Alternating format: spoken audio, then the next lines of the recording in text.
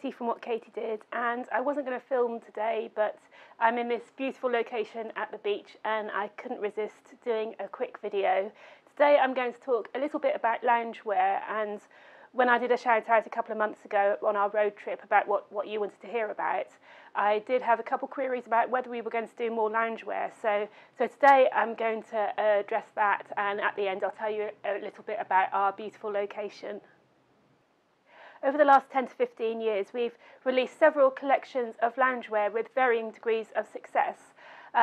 We produced some pyjamas a couple of years ago, which were absolutely amazing, and I love them to death. And our 1930s robe, which was based on the pyjamas, which I love as well. And although they're doing okay, they're not doing amazingly well, which means that it's difficult to devote more time to a product that we know it's going to be hard to sell, because our existing customer base, which is you, aren't used to new products. So it's trying to get you guys used to us doing loungewear and getting the sales up so we can put more research and development into producing more styles. So it's kind of a never-ending circle of how it works and what will work for us and what you guys will like. One of the limitations we do have is the fabric, because the fabrics we do use are currently a polyester satin. And I know, me personally, when it's hot, I prefer natural fibres, and this has held us back in the past. When I was at the factory last time, if you saw a video from earlier this year, I was really excited at our factory in India, because they were working with rayons and cottons for a friend of mine who started making dresses in the factory. And that kind of opened my eyes to the possibilities of doing loungewear in those fabrics. And I think to move forward with loungewear, we really need to work with different fabrics to the traditional polyester satins that we're working with, so more breathable fabrics that are more comfortable for you to sleep in. One of the reasons I'm hesitant to put a lot of time into producing loungewear is because there is a lot of vintage loungewear still out there which is very affordable. And I picked up a beautiful cami knicker at Brooklyn's 1940s weekend a couple of months ago, and just this week I picked up this 1920s cami knicker from Play Clothes Vintage, which is amazing. Now this is 1920s, it's silk, and I won't buy new silk, but I still do buy vintage silk, and it's basically in perfect condition. The only thing that is missing is it's missing the belt. Considering this is 1920s, this is 100 years old now, and this was a bit spendy for me. This was $48. But when you think of, you're paying $48 for basically a pristine garment which is 100 years old, that to me is pretty amazing, and this is totally wearable. It's also pretty easy to be influenced by, because or to use as inspiration, because it's a very, very simple design. By adding the belt, you're adding the shape. It's got the same crotch detail as it has as a piece from my Brooklyn's piece has, which is just this little separate crotch piece, which is interesting. The Brooklyn's one works really well. I have worn it and it works really well. And I've looked at these kind of crotch pieces before and I'm like, is that going to work or isn't it? But it does work really well. And it also means that the pattern is very, very simple, because basically it's just a front and a back, and the crotch bit is separate and goes underneath. So this is one piece I'm really excited about, not only wearing, but looking, whether we can be influenced by a piece like this to make ourselves. When you look at it, it's got the scalloped edge. And if you remember last year, and I've also done a video about this earlier this year, that last year we were trying to make a slip which had a zigzag in the centre, and we were having awful trouble with the zigzag. And me and Terry Louise, we went to the Dior exhibition in London at the V&A, and they've actually got a miniature.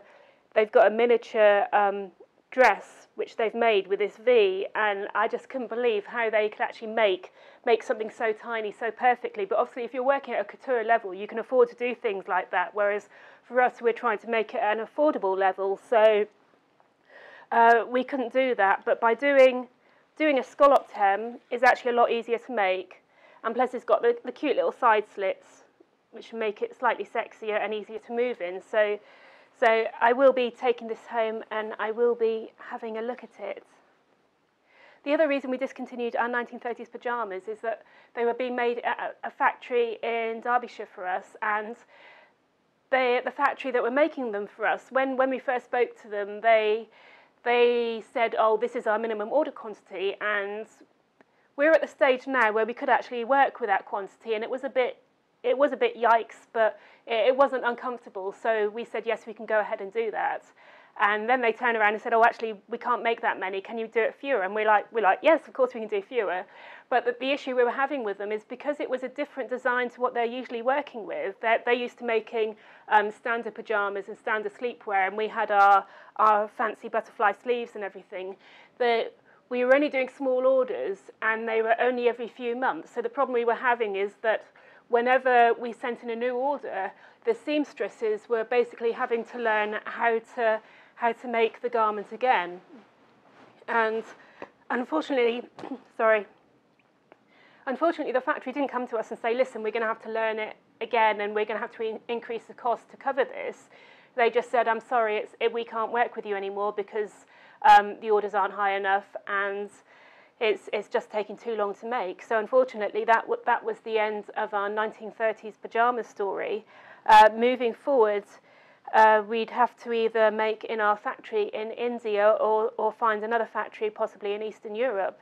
So making in India would be the obvious step because we already have the relationship with them, and now we know we can find the fabrics. It would be a lot easier. Moving to another factory, say in Eastern Europe, we'd be faced with the same issue that we had in England, whereas we walk in, and because we've been going so long and because our website looks professional and everything, they get all excited because they think they're working with the next agent provocateur and that we're going to be ordering thousands and we're going to change their lives, and in the end we're ordering a tiny amount, and it's the research and development they have to do and the learning their seamstresses have to do. Just we don't want to disappoint anyone, and we definitely don't want to be fired by another factory for not making enough. Talking about Agent Provocateur, I've just received an email newsletter from Drapers, which is the trade magazine for fashion in the UK. And there's an article about Agent Provocateur, and we call it Filthy Elegant, the rebirth of Agent Provocateur. And it goes a little bit behind the scenes about what actually happened 2 years ago when it went into administration. And this is interesting to me and to you because a few months ago I've done a video about manufacturing in the UK, and I've got a paragraph here which I'm going to read to you. The administration allowed the business to shed £22 million worth of debt. Then it goes on to say suppliers received just 2.9p back for every pound they were owed. One former supplier, Welsh lingerie manufacturer AJM Sewing, blamed the loss of key contracts for its voluntary liquidation in 2018. Drapers understands Agent Provocateur was one of its biggest clients. And if that isn't bad enough, Agent Provocateur go on to say, I think what people often forget is that you're producing lingerie at this level. The manufacturing supply chain is a delicate ecosystem. We felt a huge sense of responsibility. For some of the factories, we were their biggest customer. We had to try and bring these factories with us to the next chapter and help as much as we could with the debt management. People don't realise what happens with an asset sell and the impact it has on the entire network. We renegotiated deals with the ones that were at the base of everything we do, but we lost some along the way. So unfortunately, as they say that they try and help all the factories, that they only pay 2.9p to the pounds in, and unfortunately they lost some along the way. Well, the ones they lost on the way were people like AJM, who were one of their big customers, who it doesn't say that AJM closed because of Agent Provocateur, but if they only got 2.9p, 2.9% paid of what was actually owed, that's an incredible amount to lose. And what I know about factories in the UK is they do work on incredibly slim margins, and it's just a sad story. And it's made me really think about buying from companies who go into administration, because it's not, it's not the creative's fault, and it's certainly not the people who work on the shop floor. It's, the people who make mistakes for the accountants, who aren't keeping their eye on the ball, who are at the top. It's just incredibly sad that the big guys can then walk away and leave the little factories in dire straits, or not operating at all. So I'm going to finish on a happier note.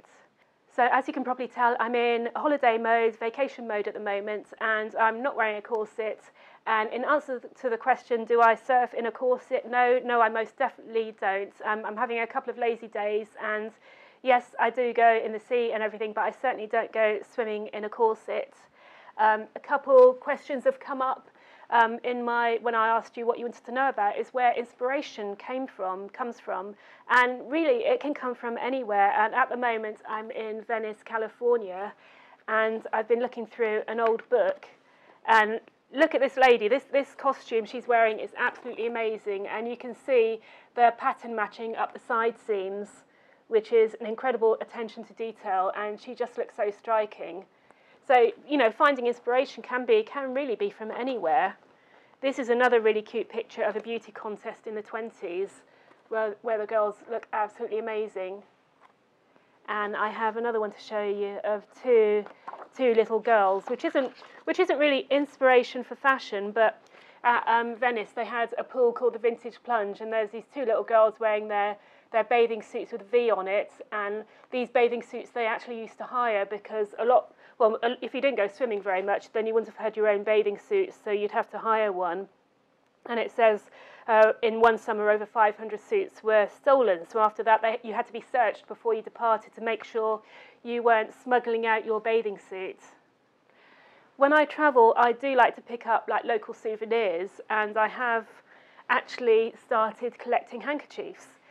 This is because I want to cut down on unnecessary paper use and everything, and also because they're very cheap and small to fit in your suitcase and everything. So when I found this cami knicker from Play Clothes Vintage in Burbank, I fell in love with this souvenir of Paris handkerchief. I don't know where it dates from, but this was expensive. This was $10, but it is just an amazing piece of history. And instead of using a functional tissue, you can use something beautiful like this, which is amazing. And in addition, I've picked up local jewellery. So my necklace here was made by Silver Seas Jewellery in Polperro, and they actually cast seashells. And I had a choice of a clamshell here, which is what this one is, but they also do mussel shells, and I picked up these huge ones on Venice Beach, which I'll take back to the UK. I've got a little cabinet of curiosities in my bedroom where I put things like this. But they also do silver mussel shell jewellery, which is really intriguing because it's very rare. It's easy to find the clamshell ones, but mussel ones are quite rare. So if you look at souvenirs, it doesn't have to be like normal souvenirs like T-shirts or anything like that. It can be anything that resonates with you, anything slightly personal that you can bring home and reminds you of where you've been and who you visited and where you've travelled. If you want to know anything more about inspiration or what we've got planned in the future, please get in touch. And in the meantime, I'll catch up with you soon, so take care.